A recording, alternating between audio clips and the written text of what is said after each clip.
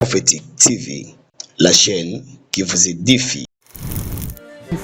Non, vous savez, Batouba Bandako Kataka ba image surtout dans la prophétie.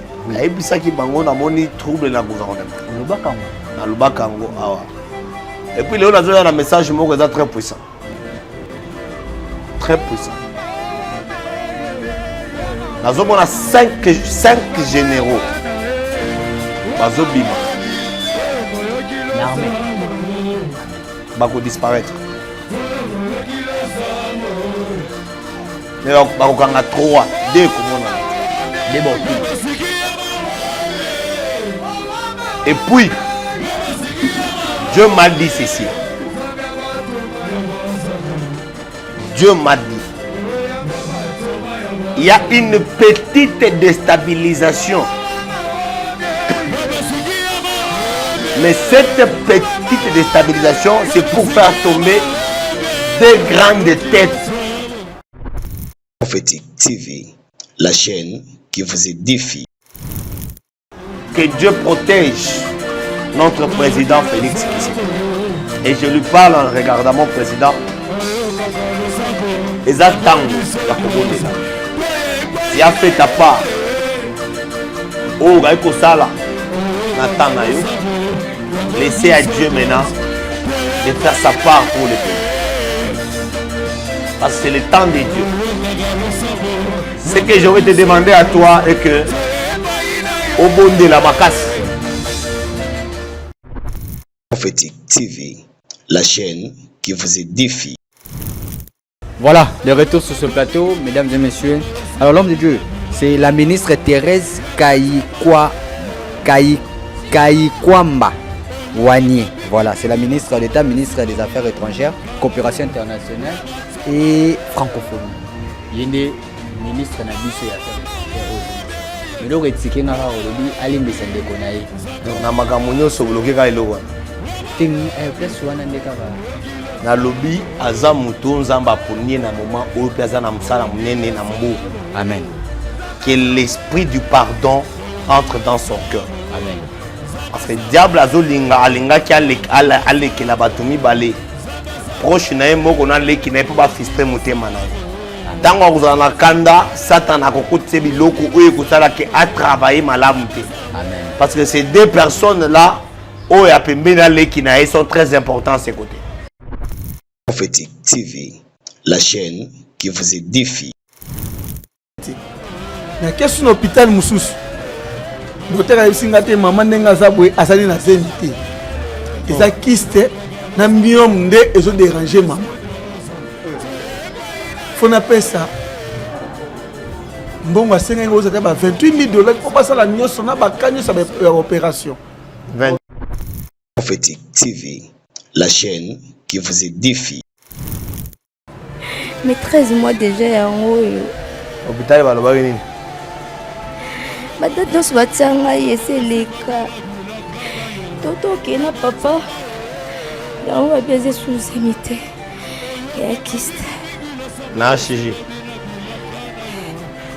Babieze kiste ezazemi te. Na comprendre te. Prophétique TV, la chaîne qui vous édifie. Puissant de Jésus, la déclaré en son maillot, la déclaré en son maillot, la déclaré, la déclaré, libéré, tiré là, moi c'est comment, la comment la laisse, d'accord, au télévisé, au télévisé, télévisé, Prophétique TV, la chaîne qui vous édifie. Au nom de Jésus, au nom de Jésus, au nom de Jésus, au nom de Jésus. Boluka chauffeur man. Boluka chauffeur man. Boluka chauffeur man. Boluka chauffeur man. Boye maina hôpital mbangu. Boye maina hôpital. Boye maina hôpital.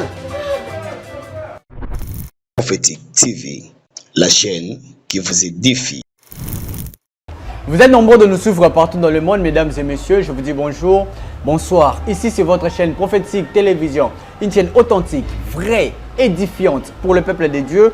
Merci de nous faire confiance et d'être toujours là. Vos suggestions, Vos likes, vos commentaires nous poussent à travailler mieux, nous poussent à faire ces beaux services. Et abonnez-vous très massivement. Là, c'est écrit à nous à s'abonner.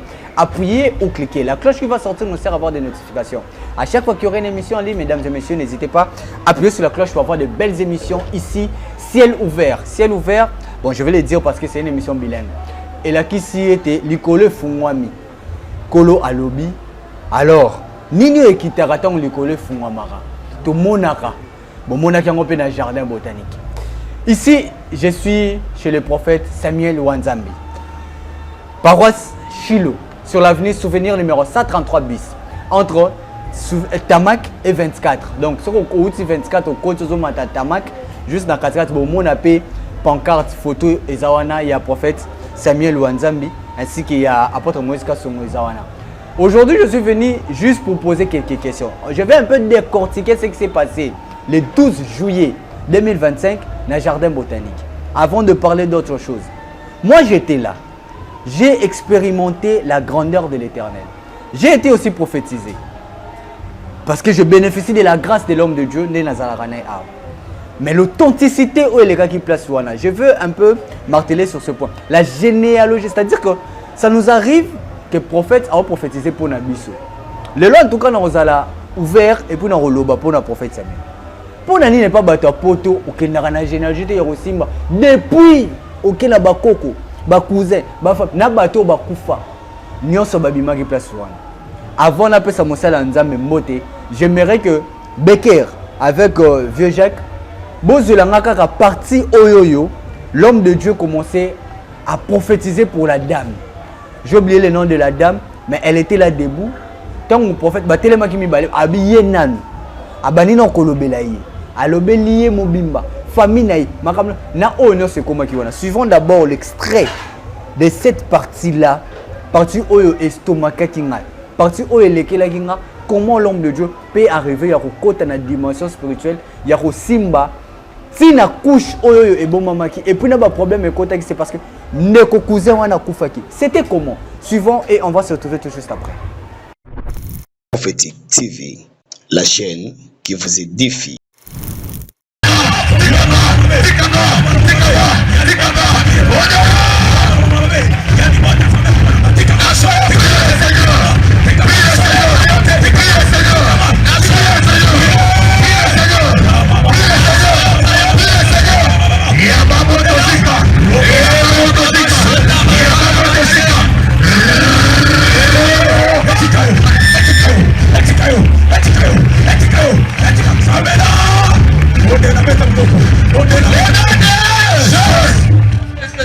Je suis en train de voir un nom. Yes. Il est le nom d'une fille. C'est une femme. Yes. Appelée Grâce Mpat. Grâce. Grâce. Est-ce qu'il y a ce nom-là? Grâce. Grâce. Grâce à qui? Grâce Mpeti. Grâce Mpeti. Oh, mettez ma main pour la Yesu. Localisation. Grâce à qui? Come on. Grâce Mpeti. Même si vous êtes 4, venez. Le Seigneur va parler. Venez. Yes. Grâce Mpeti. Mon fils vient. Tu t'arrêtes là. Maternellement. Yo Grâce Mpeti. Grâce Mpeti. L'eau charge. Yo Penag. Grâce. Yo grâce à Wechi. Wechi. Yo Peti. Peti. Yo Wechi. Wechi. Moi j'ai entendu le nom d'un Peti. Peti. Yes. C'est toi. Je suis entre les ton Dieu, papa. Yes. Il a train de me parler. Là où moi je suis, je n'ai pas un Dieu. Je suis dans les repères de mon père. Parce qu'un fils qui manque un père, c'est un fils sans repère. Yes. Oh! Je suis dans les repères de mon père. Yes. Je suis dans l'adresse de mon père. Yes. Je suis en train de voir une chose sur cette dame. Et le Seigneur est en train de me dire, ton nom c'est Grâce Mpeti. Et vous êtes naquis au nombre de 7. 7 personnes. La première c'est Junior Mpeti. Le deuxième c'est Mukendi Mpeti. Le troisième c'est toi. La quatrième, est-ce que je peux prophétiser? Est-ce que je peux prophétiser?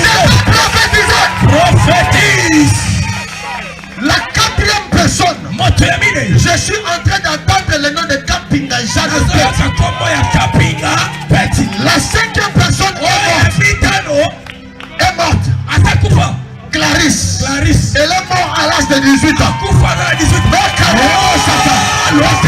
avancer. La sixième personne, c'est un garçon. C'est un garçon.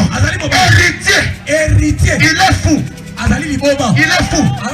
Macarebo. La personne qui a rendu héritier fou. Est-ce que c'est pas la parler? Je ne vais pas citer les noms. Je ne vais pas citer les noms. Je suis en train de voir dans la famille de ton papa. Ils sont à trois. Il y a Marceline. Il y a ton papa Georges. Et il y a ton papa Lekisha. Mais Marceline, c'est la sorcière de votre famille. C'est lui qui a tué votre papa. Est-ce que je peux prophétiser? Est-ce que je peux prophétiser? Je peux avancer dans le Seigneur me dit, là où tu es, où tu consens la divorce, il y a 2 semaines, 2 jours, à 6 heures du temps. Le Seigneur me dit ceci. Parce que je parce que tu n'arrives pas à voir. Mais quand je vois le sens de mettre au monde, je vois les enfants. Dans cette où je vois cette femme ici. Oh, come on!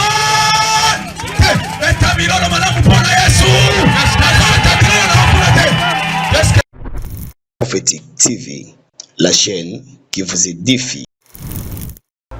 Voilà, de retour sur ce plateau.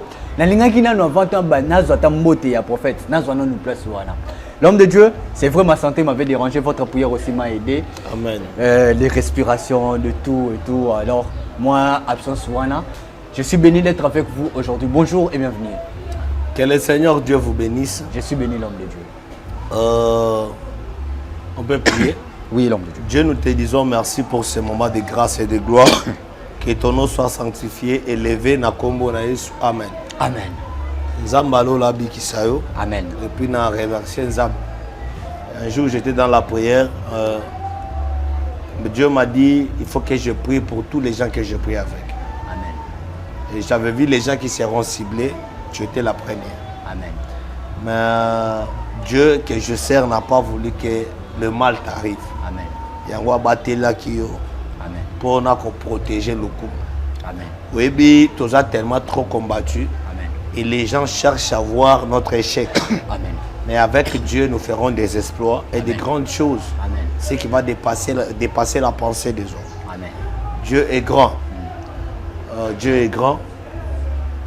Je vais demander au peuple de Dieu, Zolandanga, Bosunga, le frère Brado, Azala posa batumi bale misatu mine tano bakosunga ngata na $100 $100 $100 50 nyoso zanango obengi journaliste otindeli journaliste na sengeli pona bakisi azomela bapesa ki poison ya direct akufa mais Nzambe nanga permettra quitter a permettra quitter parce que ça na bateau balingi azala pembeni nanga te mais Nzambe lo la protéger qui est dans la poste à soutenir et que ça langa esengo tango bana o bazotiela nga confiance basungi journaliste ya bakanga tous les jours nga na noté nga na yebi ke poison ezana ngo Nzambe kobatela na ye. Mais ce journaliste n'a pas la même dimension spirituelle que moi. Amen. Bosungae, Nzamba kopambola bino nyonso. Que le Seigneur Dieu vous bénisse. Merci beaucoup l'homme de Dieu. Le forcé, quand je vis la grandeur, avant d'entrer à botanique, vous m'avez appelé. Alors que vous savez que j'étais malade. Brad, il y a comme une station Mola Yozo Mutuka. Vous avez oublié que dans la vertige, respiration dans les habiletés. Kofanda nandako, ce n'est pas être guéri. Amen. Toi là, ton humilité va t'amener loin. Et ta patience. Et la seule chose, communique-toi au Seigneur. Amen. Namona ki ofanda ozobela yakato bondela ngomba Nzamba kopambola. Et puis na kumbe mutuka la vitesse d'ailleurs wana kuma kondire oza soda la est la zone là open na cortège. Mais Seigneur, miracle ni na monia. En tout cas, l'homme de Dieu. J'étais en retard et là, il fallait qu'il ait roulé vite pour la commandation. Merci beaucoup, l'homme de Dieu. Alors, je veux maintenant qu'on parle de ces 12 juillet. Moi, j'étais là. C'est l'équipe. T'es l'équipe pas na yo. Et pendant que l'équipe pour les lots aux autres Mindo qui n'a pas été. Mindo qui n'a pas été. La Niki. L'homme de Dieu. Ouais. Tant où aux 8 micros, c'était votre heure maintenant de prophétiser. Cette dame que vous ne connaissez pas, elle s'est levée. Non seulement elle, mais Tina Batouba Koufa. Comment au côté de dimension, il y a une généalogie à famille à Batou. Na katia montagne, na botanique à Batou belé bongo, na télémi na zotel na musique, na vivra kanayo. Les babani ne prophète chez soi, mais quand mona qui a rendé lobby, c'est chez moi la prophétie là. Et ça qui n'est pas au comati wana. Bato a poto babé rango bazé la rapé. Pour nani bato a poto bango bazwa kangote. Et ben le peut bazwa kango. Ah ya moulaï bongo. Généalogie à famille bini. Bazwa.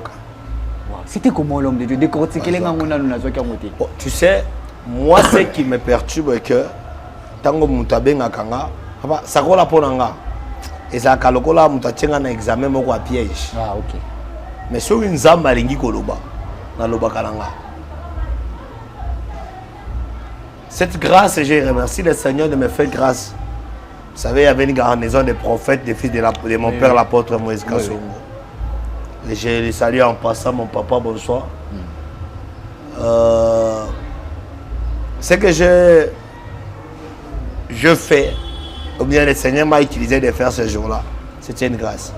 C'est ce qu'on appelle la localisation prophétique. Même Yomo et Baki. Et Yakanango. Bon, pour moi, le prophète Samuel, la prophétie, c'est quelque chose que Dieu m'a donné, c'est un don. Que Dieu m'a donné, le miracle, ce sont les dons que Dieu m'a donné. Mais dans ça, la kango, tant on nous a ordonné dans ça. Amen. Amen. J'étais là, si vous avez, j'avais profité d'une personne qui l'apôtre m'a donné le micro, et puis dans un ces micros. Quand il m'a donné la deuxième fois, il m'a encore brisqué. Et là, quand il m'a dit, qu'est-ce que Dieu t'a parlé? Qu'est-ce que tu vois? Alors j'ai regardé la foule, je vis un écran. Écran géant. Wow. Je vis un écran qui apparaît et le ciel s'est ouvert. Quand le ciel s'est ouvert, je vis les noms d'une personne. Et j'ai cité ces noms-là, avec précision de poste. C'est là où des femmes sont venues. J'ai encore demandé à Dieu, même maintenant, c'est laquelle? Et il m'a dit non, non, l'autre ici. C'est là où Dieu m'a commencé. Pourquoi Dieu m'a fait ça? Parce que na katia mutema moi si wana doute zalaki. OK. Nzamba linya ya convaincre. Et ce n'est pas moi le premier, c'est Jésus qui a commencé ça. Quand Nathanaël est venu, il avait des doutes. Jésus lui avait dit avant que on a bengayo ozalaki na nzete tel. La géolocalisation. Ozalaki na nzete tel. Na yebaki yo boye, oza mutu boye, oza mutu boye. C'est que ça. On appelle ça la parole de connaissance. Vous comprenez? Et c'est ce qui s'est passé. Nengo moni wana nzambe nda lobaki, nzambe nda sakola. Amen. Wow. Alors, l'homme de Dieu. Après ça, bateau tout batikala que oui que bateau nyonso même là prophète musu bané rotala. Est-ce que prophète apôtre Moïse vous testez aussi Non, non, il connaît ma grâce. Ah, il y a déjà grâce. Non, non, l'apôtre Moïse Kassongo connaît ma grâce. Oh, bah, touche, non, non, il connaît qui est prophète Samuel. C'est un père qui connaît son fils. Il sait avec Samuel partout là où je serai. Dans vos garçons. Nous continuons à débattre, mais il y a une question d'actualité. Limbisanga. Il y a un prophète Moko Lobi. En tout cas, il met sa tête, il met tout. Atikala au monde à place mon côté dans le Nouveau Testament. Oh, Yesu Lobi qui est bon inganga. Il était sur la naïon. Là, c'est une image. Tout là, les canards. Alumini. Là, c'est que l'image. À mon place mon côté. Ah. La Bible est oh Yesu à Sengi. Bali Yesu aloba bolinganga aimez-moi. Et tikala aux alaté. La Bible va vous choquer. Yoka.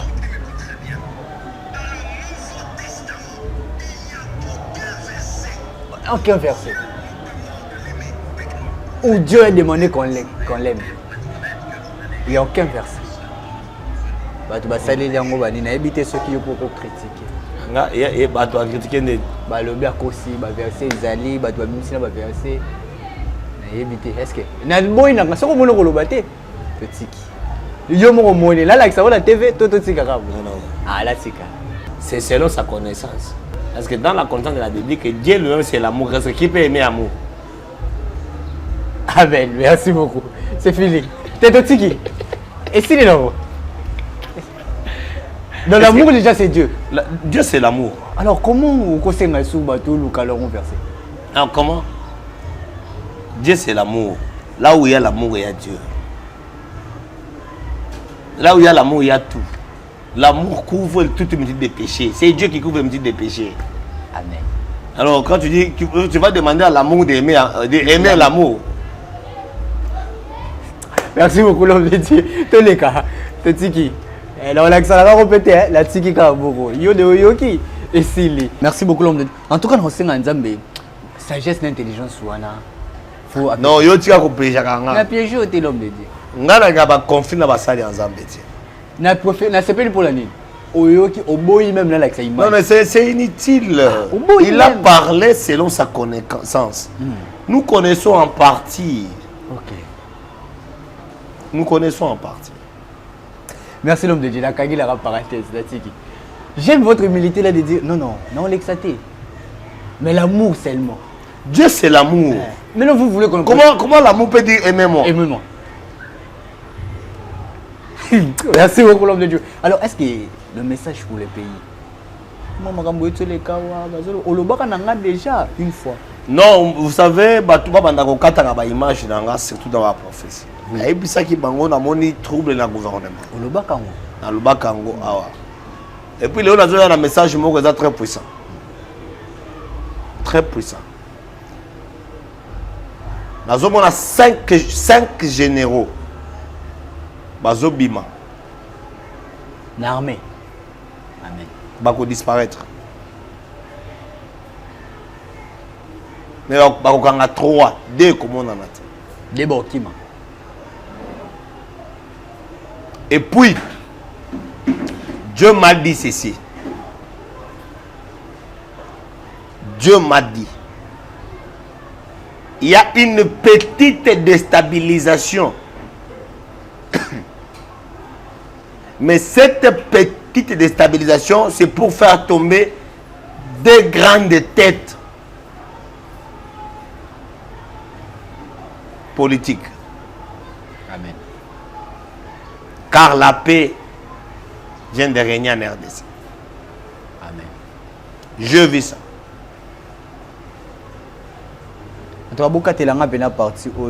Même dans TikTok et Kende. Et ça, moi, mon école Congo. Le rôle de poussière, mon boy, pour mon pépé.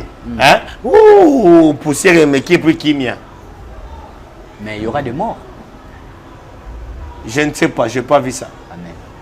Mais mon pépé, ils ont ramakilati. Amen.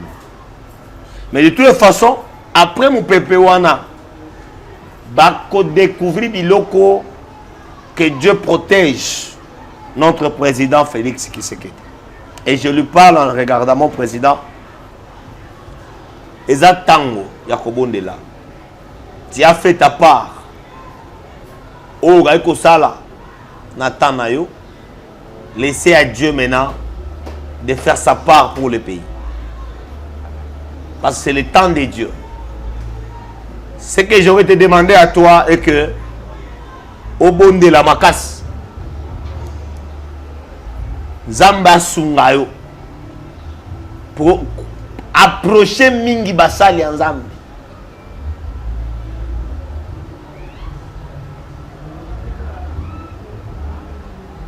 Kendata la province Luka Basali en Zambie de fin fond. Babon de la pona moka.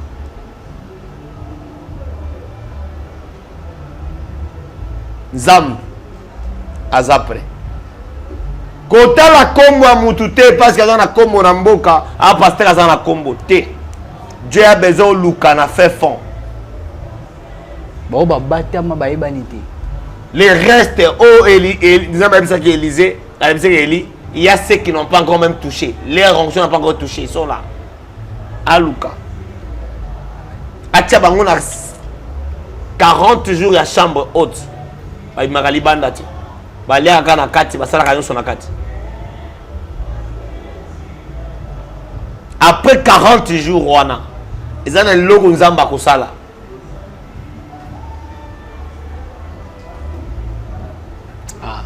Mais pourquoi tu me fais ça? Wow.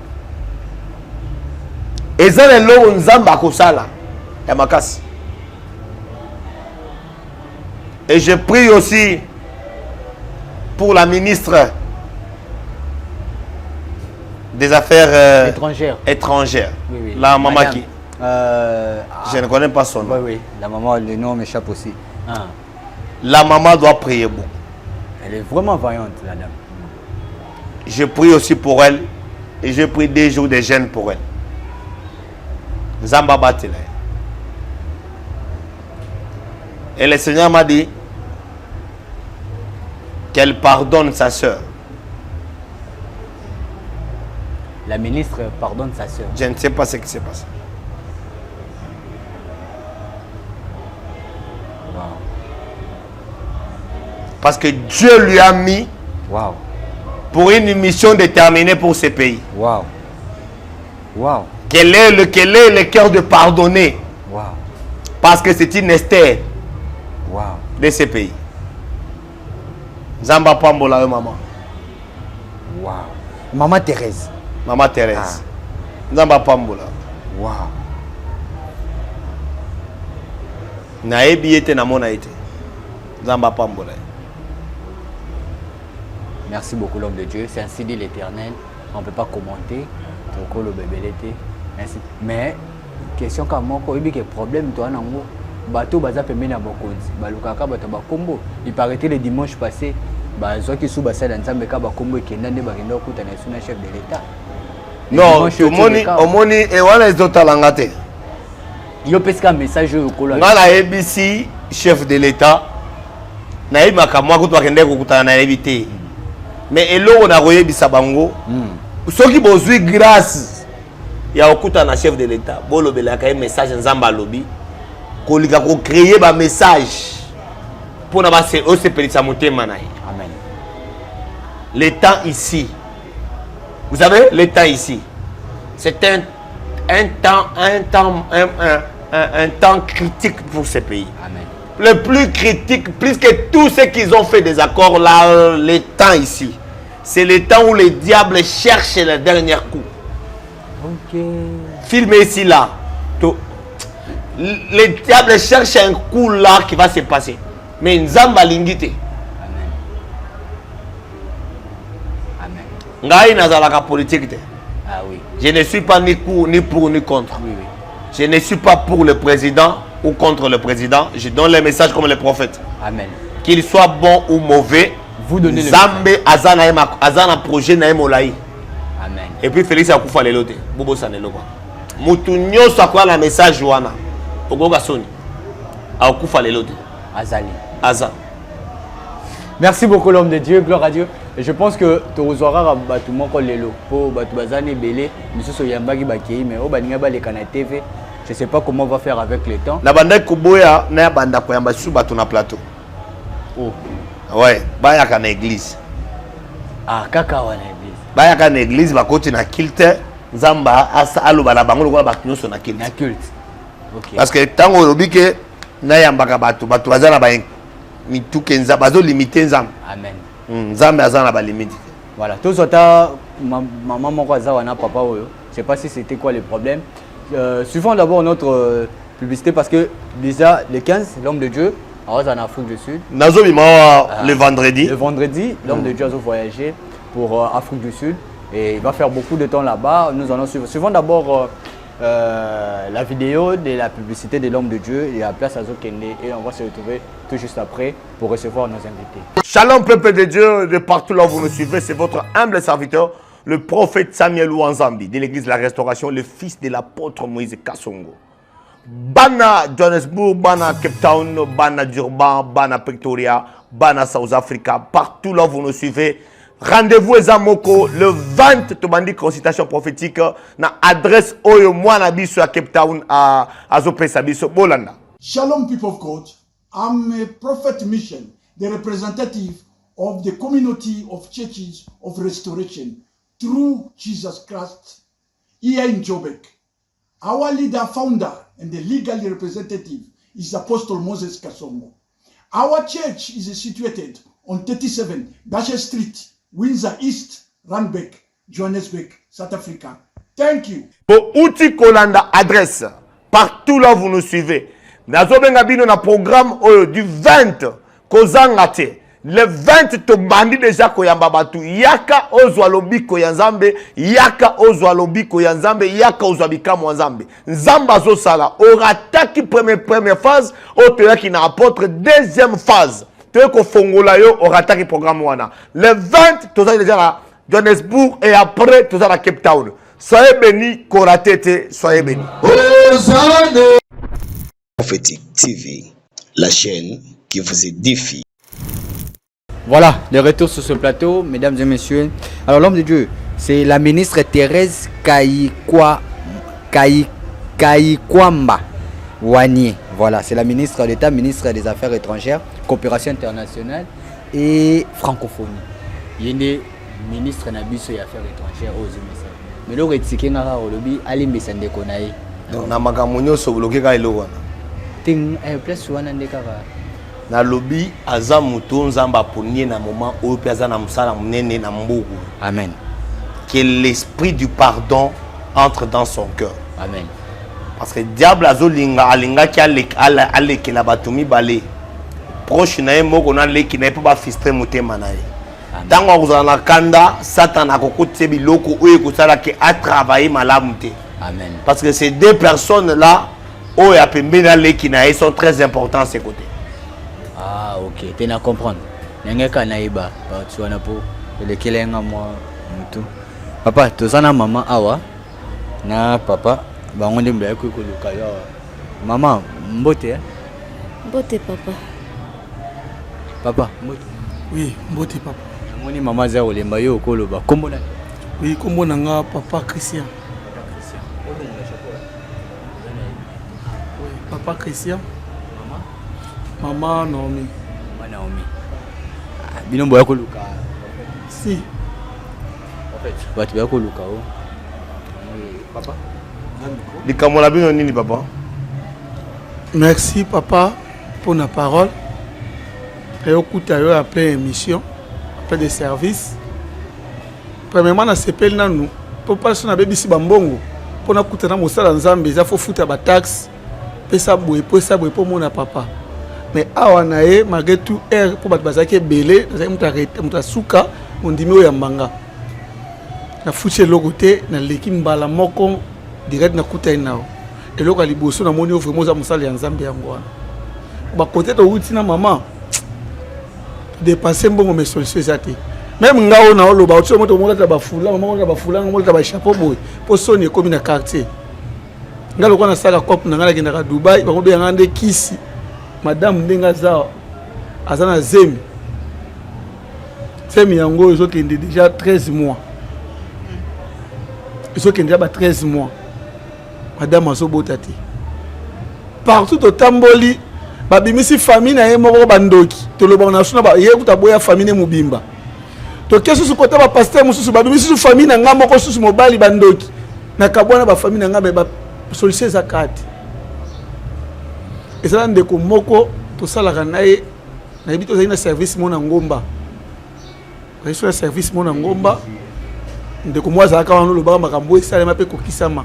Kani na bureau na zo komitungisa mabeteli ngali so na yo. Ndio moni tindi ngai na yana mwasi na nga aw.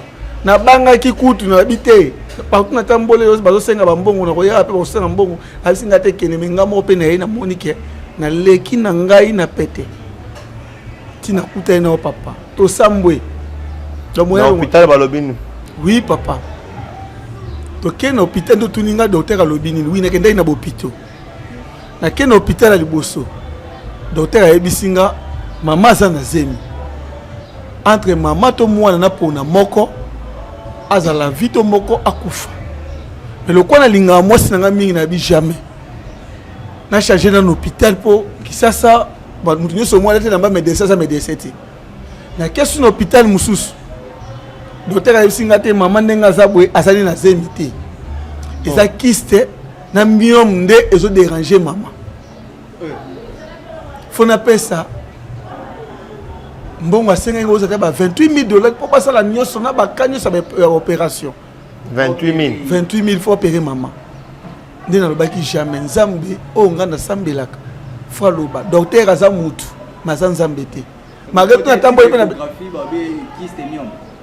papa makambo na komo na komi mystique na mona ngo vraiment pour na ngai na ko kasukolo bati na quartier na comme ta soni na quartier na comme ta bakisi na zonyo ko la mwasi na ngai koto mwasi na ngai za ndumba mibale belé ndezo kange ko bota to sambwe papa na ebité na ko fuka ma papa to sambwe na pena na sambwe fanda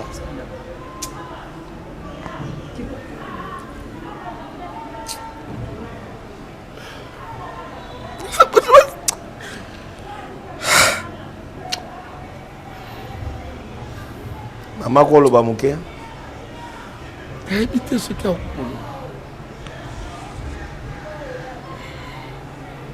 mama zokani papa naoka mpe pasi te Ni pasi ya bote.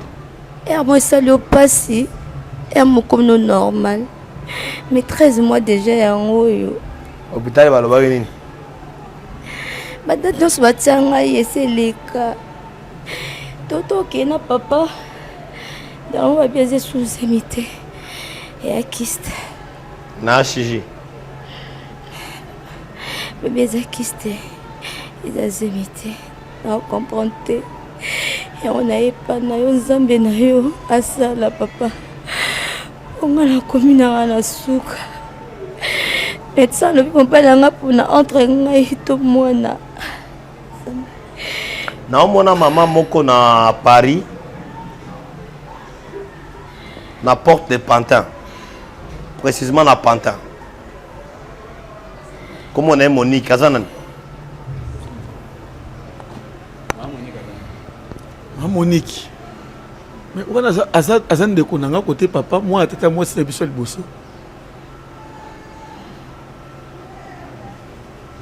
yende na moko apesaka mbongo chantier na ina landela ba chantier na chesa nde simbaka te et komaka compréhension na tika na ngai otika nayo na tika na mutu mususu ya senga kazala ni na tika na ngai chantier na epe komaki ba désolé na zolia mbongo na osabu zo ba mais ok ngala bandona na musali kitoko ni na tika na ngai mais maman wana balusa yo mobile na ya butu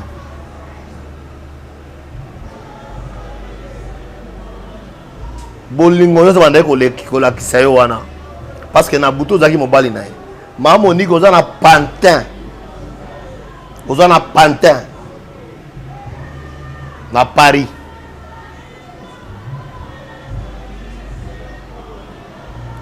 abalusa yo mobali ya butu azwa semence na yo nyonso a travail yango mais la eti nyonso mwasi na ngai butu atindaki mbongo ayebi ke mwana akobota matenda yango atindi mo awa ndenge nazoloba azwi zemi ya mwasi na yo afandaka likolo ya zemi ya mwasi na yango mwasi na zemi mwana akomonana na baapare te mais soki mwasi mama wana abimi na zemi wana siko mwasi akobota ta siko yango nde posala biso papa yango nde posala biso papa Ina mama ngosola aza ndeko na ngai nasolaka na ye so te po tobebana mwa rankine ekota mambo ya chantier mais tosopesa ekata mwa relation nga na ye mais mpo na kosola ndenge fille na ye Clarisse papa oza ya nzambe oza ya nzambe fonga papa alukaki yo na nini pardon papa Clarisse alukaki yo na nini Clarisse panakolo bango te eza TV non eza TV toza polele non oza la posa na sunga mwasi na eza couple ya Clarisse na maman na ye mwasi oyo akufa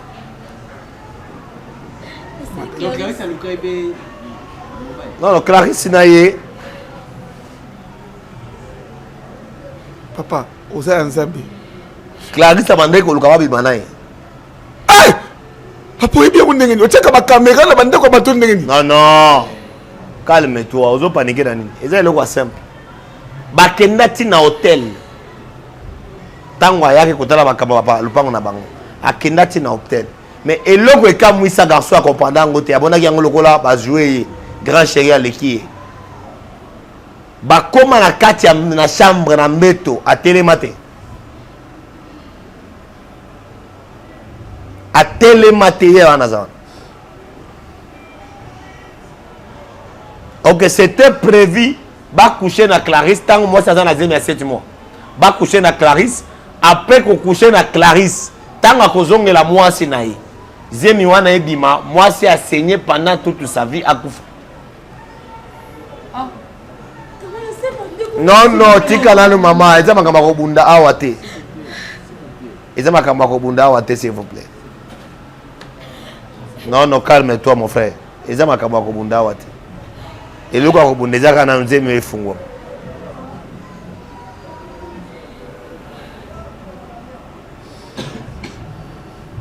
papa oza ya nzambe naza ya kolemba mingi me tika nasunga mwana mwasi oyo merci papa nange nasunga mwana mwasi offrande nini okopesa epa nzambe mwasi no abota siko nana makoki ya kofongola mwasi wana abota siko papa nayebi te mpona moma nga atamboli mingi nabebisi deja bango mpona kokopesa nzambe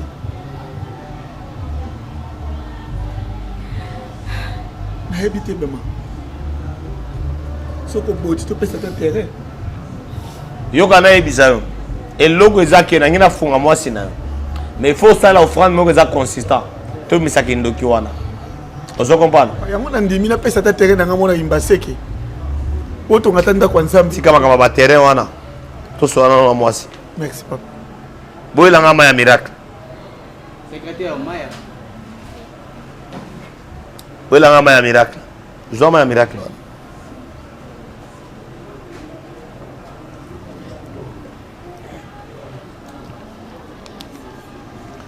nabondeli ma ya miracle oyo ekende kobouge mwana na kombo na Yesu Kristo na changer position ya mwana bisika babombi ye nazongisi na to position normale na kombo na Yesu Kristo lobiko na yo esimba mwana oyo lobiko na yo esimba mwana oyo lebiko na yo esimba mwana oyo lebiko na yo esimba mwana oyo na kombo na Yesu kobanda sikoyo mwana zwa lobiko mwana zwa lobiko mwana zwa lobiko mwana zwa lobiko na déclarer melama yo na déclarer lobiko na yo mai ndenge azomela yango epesa ye lobiko epesa ye lobiko na kombo na Yesu Kristo na fongoli nzela ya mwana na fongoli nzela ya mwana na fongoli nzela ya mwana na fongoli nzela ya mwana na fongoli nzela ya mwana makande masotarebo recevez le fait libumu wana ebandi kobaluka libundu wana ebandi kobaluka ebandi kobaluka mwana azobima mwana azobima mwana kobima mwana kofungwama nazo créer ba douleur ya contraction nazo créer esika nyoso bakanga mwasi esika nyoso bakanga mwasi bakende kofongola ye nazo fongola zemio nazo fongola zemio nazo fongola zemio nazo fongola zemio ezamba bikamwa ezama makoki nyonso zama makoki nyonso na fongoli zemio efongwama efongwama efongwama efongwama efongwama efongwama efongwama efongwama efongwama efongwama efongwama efongwama efongwama au nom de Jésus efongwama au nom de Jésus efongwama le feu dévorant nazo fongola bisika bakanga poche des eaux bakanga nzoto na ye bakanga nzela mwana ya bimate mwana ya bimate mwana abimate, mwana abimate, mwana abimate, mwana abimate, mwana abimate, mwana abimate, na libéré mwanu, na libéré mwanu, na libéré mwanu, na libéré mwanu, na libéré mwanu, na libéré mwanu, na libéré mwanu, mwana yazobima, mwana yazobima. Baza ba jimo, bakobima lelo, bakobima lelo, bakobima lelo, c'est deux enfants, bazo fungwama. Nazo créé badouleur mata, badouleur mata, badouleur mata. Au nom de Jésus, au nom de Jésus. Moi la bima, bima. Na kombo na Yesu Kristo, na kombo na Yesu Kristo, na kombo na Yesu Kristo, na kombo na Yesu Kristo, na kombo na Yesu Kristo. Nazo libérer moi, nazo libérer moi, nazo libérer moi, nazo libérer moi, nazo libérer moi, nazo libérer moi, nazo libérer moi, nazo libérer moi, nazo libérer moi, nazo libérer moi, nazo libérer moi. Na kombo na Yesu. Kobanda sikoi matelenda masota parouche lobiko na makase kende komi monisa lobiko na makase kende kosala ekende kosala ekende kosala ekende kosala ekende kosala ekende kosala ekende kosala ekende kosala ekende kosala ekende kosala au nom de Jésus matalia kama sova parouche lenta baria basota puissant de Jésus na déclarer onction na yo na déclarer onction na yo na déclarer makile bimi na déclarer makile bimi na déclarer libérer vira la moi c'est comment na comment na Yesu na comme bo télévisé bo sima na loboko télévisé na télévisé télévisé télévisé na au nom de Jésus au nom de Jésus au nom de Jésus au nom de Jésus au nom de Jésus bolukela e boluka chauffeur mangu boluka chauffeur mangu boluka chauffeur mangu boluka chauffeur mangu boye maina hôpital mbangu boye maina hôpital boye maina hôpital boye maina hôpital boye maina hôpital mais maina hôpital mbangu sala mbangu boye maina hôpital mais maina hôpital mais maina hôpital et tu as boye maina hôpital